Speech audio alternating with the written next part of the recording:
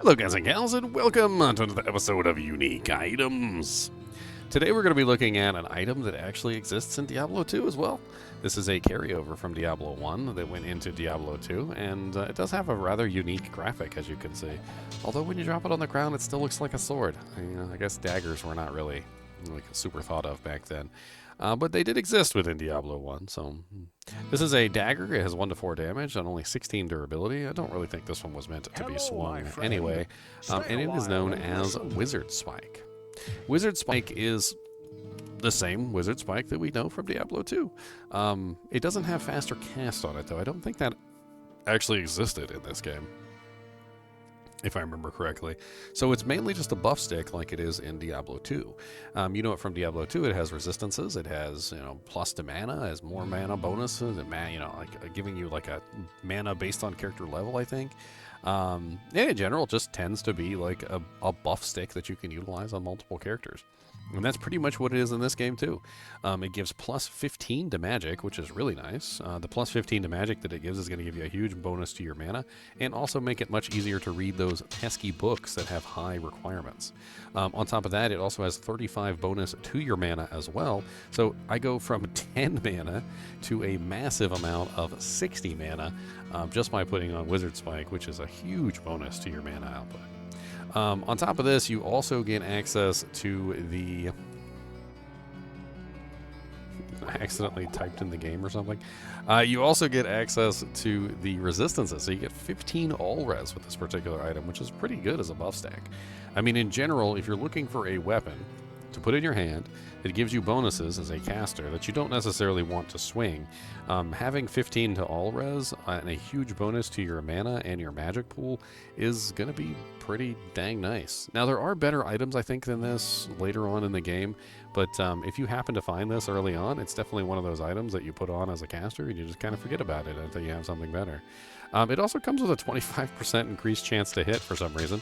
Most of the melee weapons in the game could use increased chance to hit and don't have it, but for some reason this caster weapon, which does relatively no damage, has an increased chance to hit for some odd reason. I don't really know why.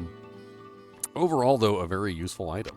Let's check and see how much it sells for at the vendor. So it sells for $3,230. Since it's only a 2-space item, I suppose it probably could be worth quite a bit of money, especially if you were to dupe it and fill up your whole inventory with them. I mean, that's what, like 6K per, like, 4 squares right there, and then like 12K per 4 squares, like actually more like 13K or something like that, because there's a little bit of leftover. That's a lot of gold that you could potentially get from duping this item. Overall, I think this has usefulness on just about every character. An early warrior could use it to give themselves some mana so they can actually cast some spells. A early sorcerer could utilize this easily to get extra mana for casting spells. In general, like, the resistances are definitely also useful for any character who just needs a buff stick in their hand, which, if combined together with an appropriate all-res shield, could bring you easily up to 50 or 60% resistances between the two, because I think you can get 45 all-res on a shield plus the dagger, which is 15, so you're looking at what, 55, 60, so 60% all res right there, and you would only need an additional, what, 10% to reach the cap. I mean, that's not bad at all. I'm just spamming it. Spam!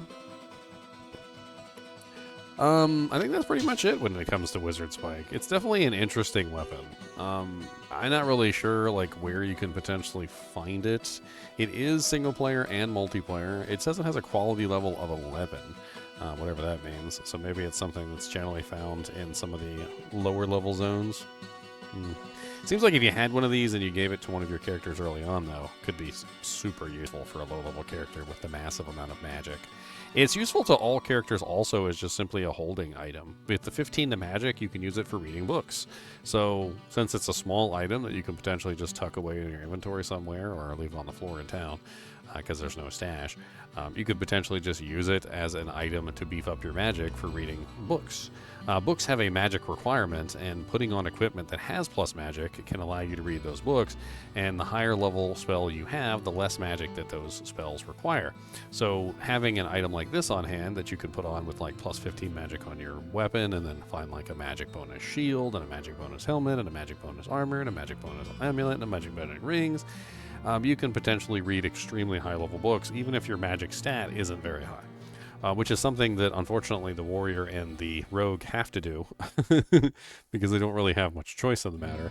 Their magic doesn't go very high, whereas the sorcerer magic does actually go very high, but you still might want to beef up your magic on the sorcerer anyway to read some of those really hard to read books that require like 255 magic or some crazy amount, you know, like ridiculous high level, like level 15 spells and things like that.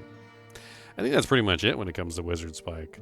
Definitely lives up to its namesake from Diablo 2. Diablo 2, it also has all res and magic on it, and definitely a very powerful item, although it also includes the beautiful faster cast, which we don't necessarily have on this version because it didn't exist in this game yet, right? But they definitely gave it some love in D2, and that's really cool. As always, be sure to hit that like button and subscribe button if you enjoy the content, because this is my full-time job and it helps me out. And as always, keep watching.